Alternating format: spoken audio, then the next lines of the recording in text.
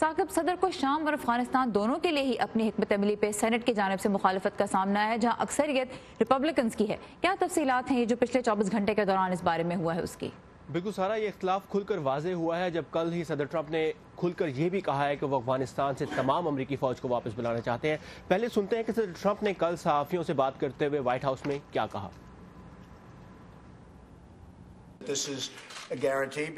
میں اس کی ضمانت دیتا ہوں کیونکہ ہمیں افغانستان میں تقریباً 19 سال ہونے کو آئے ہیں۔ پہلی بار وہاں معاملات طے کرنے اور معاہدے کی بات ہو رہی ہے، اور اگر یہ ہوتا ہے تو ہم اپنے لوگوں کو واپس لے آئیں گے۔ ہم دیکھیں گے کیا ہوتا ہے، لیکن پہلی بار سنجیدہ مذاکرات ہو رہے ہیں، اور اس کی ایک وجہ یہ ہے کہ ہم خارجہ پالیسی میں بہت بہتر کر رہے ہیں۔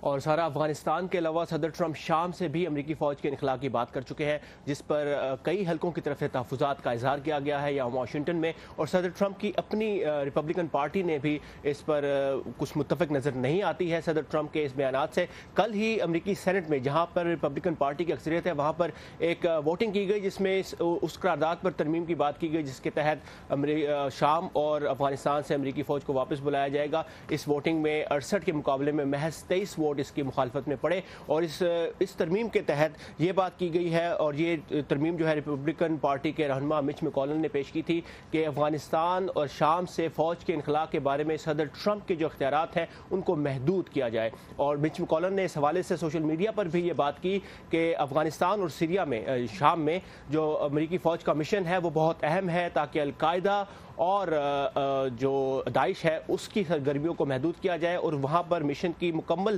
کمپلیشن تک امریکی فوج کا رہنا ضروری ہے۔ اور یہی وجہ ہے کہ اس وقت امریکہ میں یعنی یہاں واشنگٹن میں صدر ٹرمپ کی پارٹی اور صدر ٹرمپ کے اپنے بیانات کے درمیان کچھ اتفاق نظر نہیں آ رہا۔